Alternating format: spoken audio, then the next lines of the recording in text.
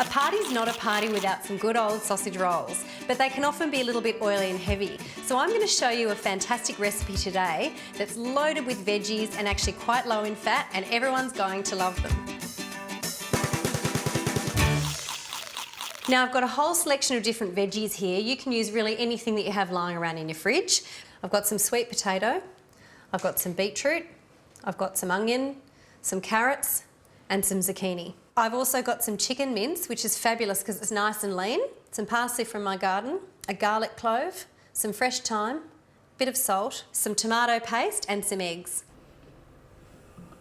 This part's really simple if you have a food processor. You just throw all of your vegetables into it and let the food processor do all the hard work.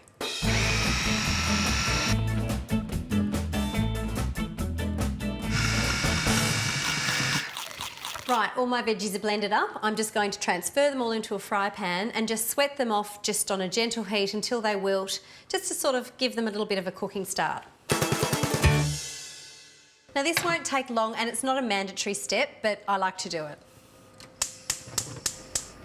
As you can see, it's a beautiful pink colour from the beetroot, and I think that also makes it a little bit more fun for kids. Right, these are soft enough now.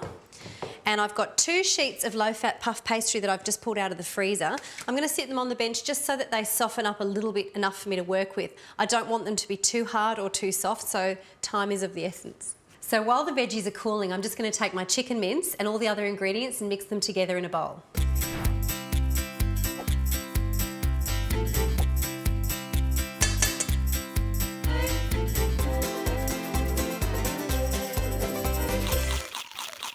So I take my pastry sheet and a not so sharp knife and I'm just scoring it right down the middle. Now the filling just goes down the centre. You don't want it to be too much so that they all burst, but you don't want it to be too little either.